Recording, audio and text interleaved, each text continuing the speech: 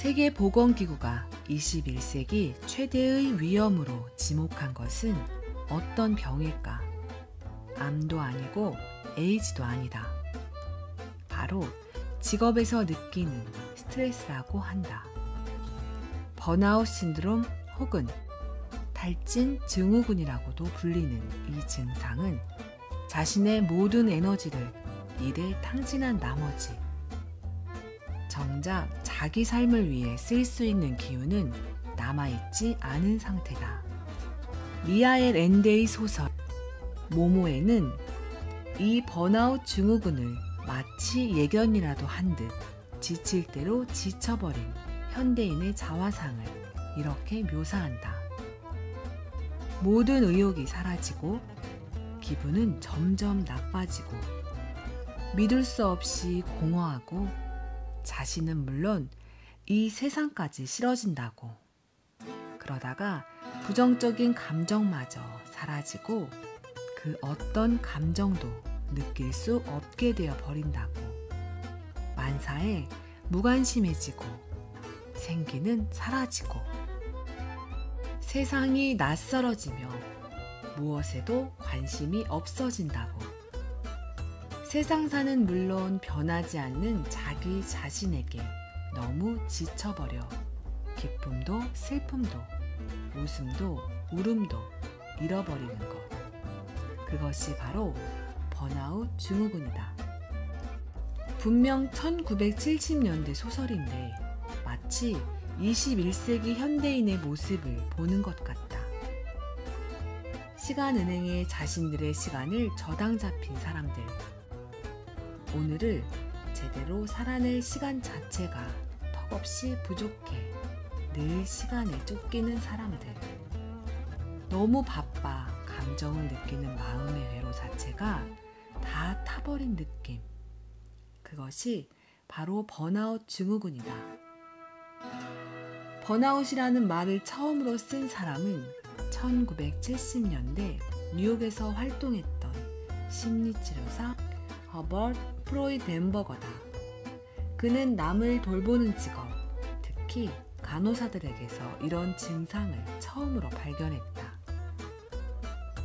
처음에는 사명감으로 시작하지만 압박과 피로감이 쌓여가면서 자존감이 떨어지고 냉소적으로 변해가는 사람들의 모습을 바라보면서 이것이 심각한 정신적 문제를 야기할 수 있음을 발견한다. 이제 번아웃은 모든 직종에서 나타나고 있다.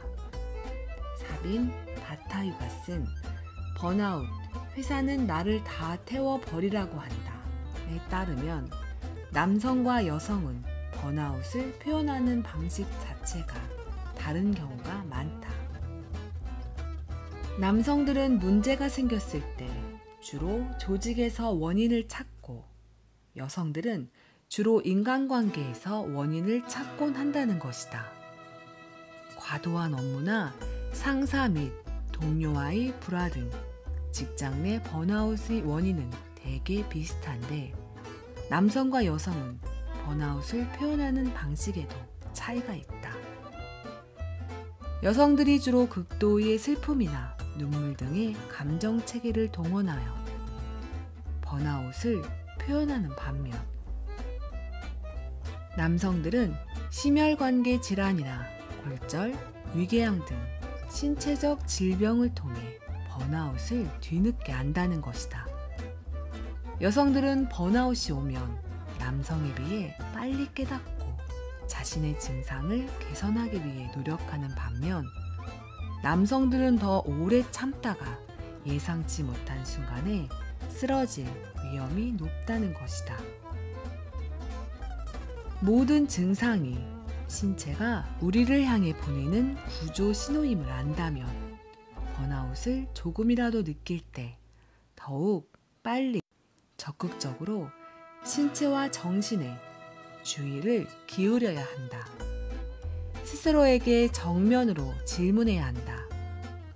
무엇이 삶을 태워버리고 있는지, 헌신하고 있는 직업이나 직장이 과연 내 가치를 진정으로 발휘할 수 있는 곳인지, 먹고사니즘이라는 지상 명령에 가려 자신의 존엄을 스스로 갉아먹고 있는 것은 아닌지. 방송 제작 종사자들이 번아웃에 관한 연구에 따르면 한국인의 연평균 근무 시간은 2090시간으로 OECD 국가들의 평균인 1765시간에 비해 훨씬 길다. 삶의 만족도 및 일과 삶의 균형 점수는 조사 대상 36개국 중 각각 25위와 34위로 매우 낮은 수준이다. 번아웃은 개인에게 불안과 좌절을 경험하게 만들 뿐 아니라 집단적 성취도에도 영향을 미치며 조직 문제로 확대될 위험이 높다. 생산성을 떨어뜨리고 직장 내 분위기를 무겁게 만들고 인간에 대한 기본적인 신뢰조차 하지 못하게 만들 수도 있다. 번아웃은 경고 없이 시작되고 그 과정을 인식하지 못한 채 특정 지점까지 천천히 진행되다 갑자기 도달하기 때문에 쉽게 감지할 수 없을 뿐더러 한번 시작되면 멈추지 않고 점진적이고 지속적으로 퍼지기 때문에 마치 회복이 어려운 병과 같다. 게다가 그것을 경험한 사람으로부터 다른 사람에게로 쉽게 확산될 우려가 있기 때문에 사회 전반적인 관심과 대응이 필요하다.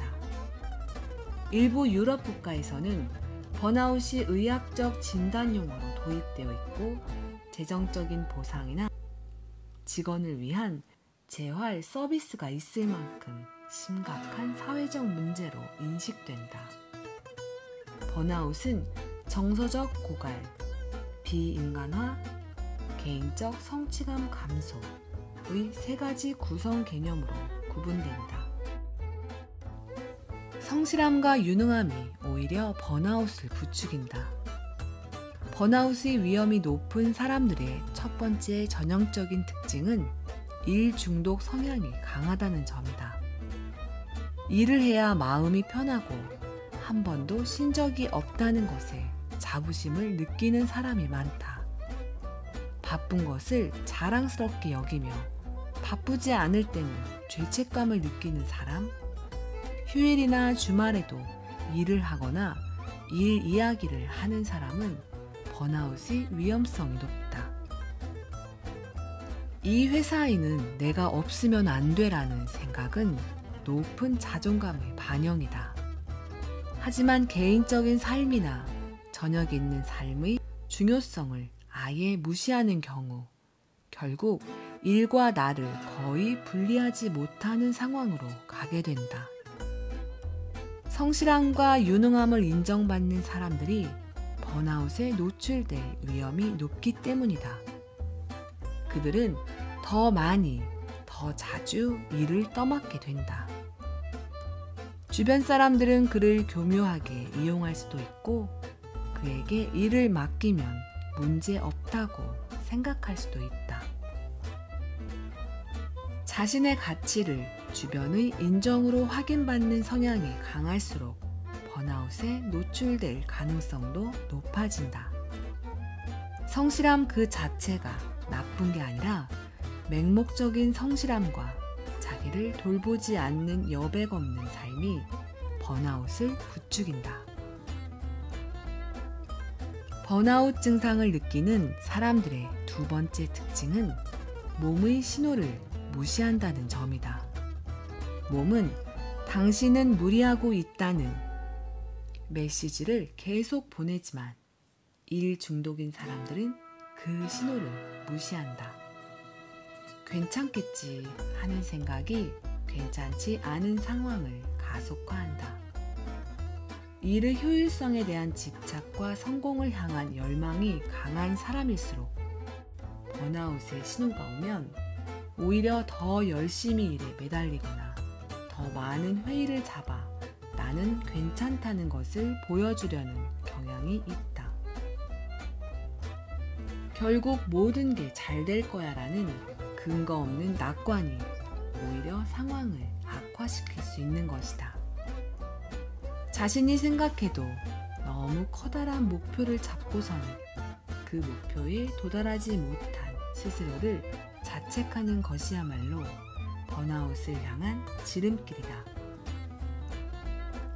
번아웃 증상을 느끼는 사람들의 세 번째 특징은 주변 사람들의 말을 잘 듣지 않는다는 점이다. 과로로 쓰러져서 병원에 입원한 상태에서도 일을 계속하려 하고 휴식이 필요하다는 말을 들어도 당신은 나를 잘 몰라 라고 생각하며 말해준 상대를 적대적으로 바라본다. 때로는 나보다 남이 나를 더 객관적으로 바라볼 수 있다는 사실을 우리는 자주 잊는다. 이럴 때 남에게 인정받기를 원하면서 남의 말을 안 듣는 역설이 발생한다. 일과 관련된 사람들의 독촉이나 평가에는 귀 기울이면서 정작 자신을 진심으로 걱정하는 사람들의 말에는 귀 기울이지 않는 것이다. 당신을 더 깊은 일의 수렁으로 끌어들이는 사람이나 조직은 결코 당신을 번아웃에서 구해주지 못한다. 그들은 더 많이, 더 오래 당신이 일의 노예이기를 바랄 뿐이다. 삶에서 일을 하고 성취를 하고 조직 속에 속하는 시간은 이른바 무대 위의 시간이다. 우리는 배우처럼 저마다의 무대에서 자신의 페르소나를 드러내며 연기를 한다. 하지만 24시간 내내 무대 위에 있을 수는 없다. 인간의 진정한 행복을 좌우하는 것은 오히려 무대 뒤의 시간이 아닐까? 현대인의 외면과 내면의 괴리를 드러내는 포커페이스나 쇼윈도 부부라는 말이 있는 것도 무대 위의 시간에서는 누구나 연기가 가능하기 때문이다. 하지만 무대 뒤의 시간에서는 누구도 연기를 할 필요가 없다. 특히 번아웃 증상의 경우 혼자 있을 때 자신의 고통과 제대로 대면하지 않으면 치유의 실마리를 얻을 수가 없다. 왜 이 일에 집착하는지, 왜 타인의 평가에 이토록 좌지우지 되는지, 왜 내 몸을 소중히 여기지 않고 일을 하는 도구로 여기는지에 대한 질문을 해야 한다. 일을 중심으로 인생이 돌아가는 것에 질문을 던져보고 일에 관련된 모든 인간관계와 감정 소모를 되돌아볼 수 있는 무대 뒤의 시간을 가질 수 있을 때 번아웃은 출구를 찾을 수 있다. 삶에 대한 통합적인 감각 회복하기. 사빈 바타유의 번아웃, 회사는 나를 다 태워버리라고 한다에서는 번아웃 증후군에서 치유된 사람들의 공통점을 지적한다. 그것은 바로 거절하는 용기다.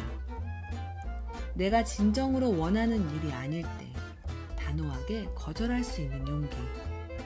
상사나 동료의 눈치를 보지 않고 자신의 마음에 솔직하게 반응하는 것. 타인의 요구가 아니라 내 마음의 신호에 충실할 수 있는 용기. 아니요 라고 말할 수 있는 용기야말로 번아웃에서 탈출할 수 있는 가장 중요한 비결이다. 번아웃 증상에서 회복되기 위한 첫 번째 길은 우선 쏟아지는 일감이나 타인의 요구로부터 벗어나는 것이다. 그러려면 거절이 필요한데 무엇이든 할 수 있다고 생각해온 사람에게는 거절이 마치 나는 이 일을 해낼 수 없다는 항복 선언처럼 느껴져 쉽지 않다. 타인의 부탁을 거절하는 것이 무능력을 증명하는 일처럼 보이거나 나는 나쁜 사람임을 보여주는 것 같아 마음이 편치 않다. 하지만 거절이 시작이다. 거절을 시작하지 않으면 내 안에 진짜 요구를 들어줄 수 없게 된다.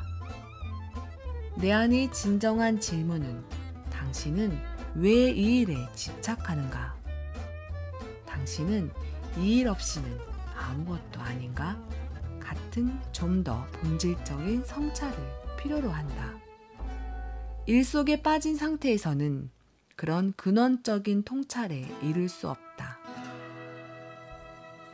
그 다음은 거절의 대가를 치르는 것이다.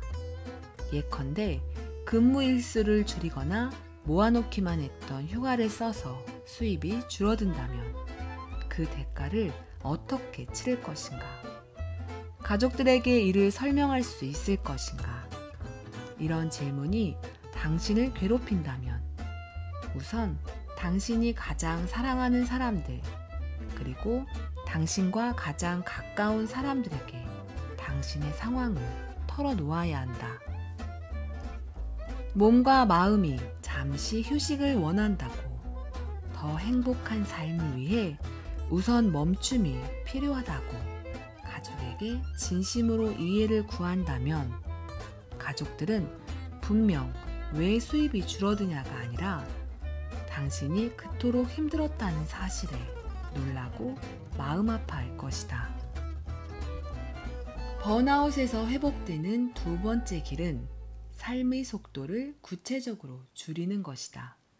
예컨대 자신이 밥 먹는 속도를 한번 눈여겨 관찰해보자.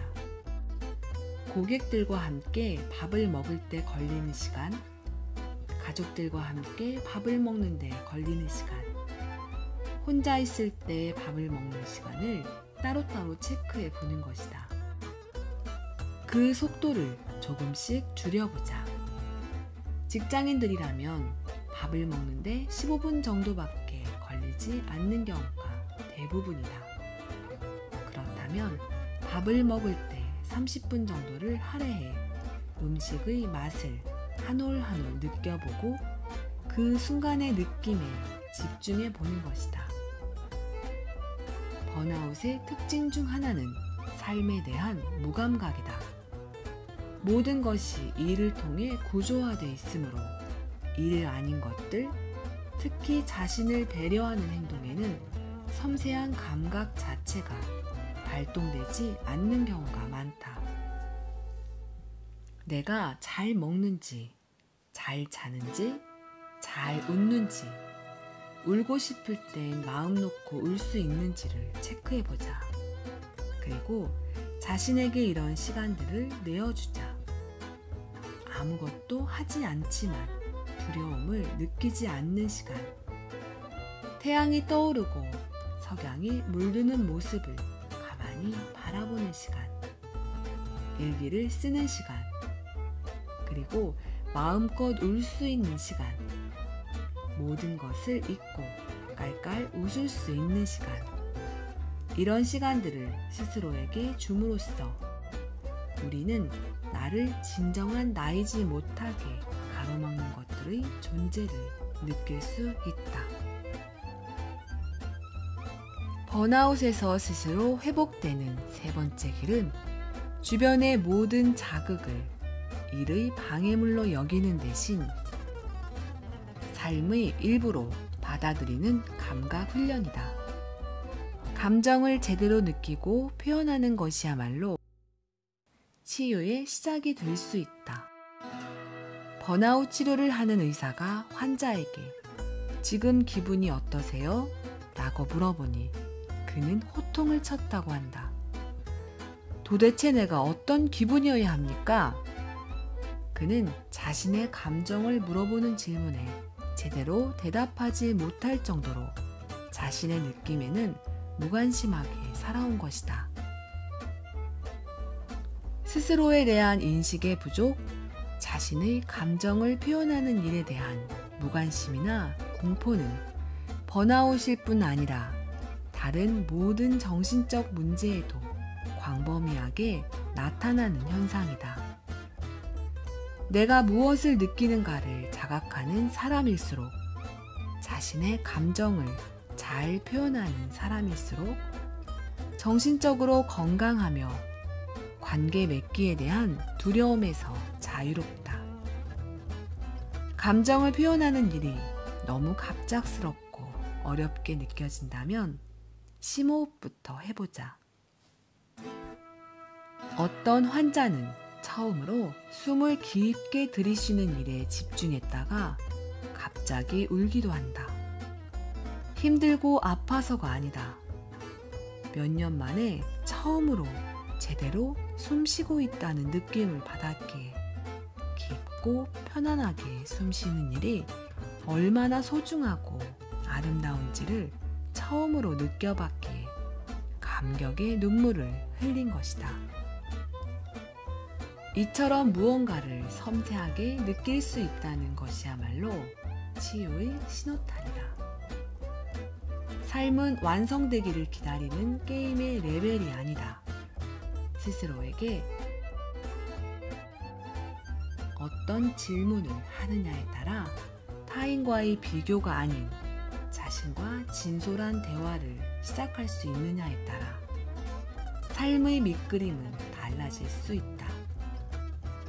나이가 차면 취직을 해야 하고 결혼을 해야 하고 집을 마련해야 하고 일에서 성공해야 하고 하는 식으로 삶의 단계를 순차적으로 밟아가야 한다는 목적의식으로부터 한 번이라도 벗어나보자.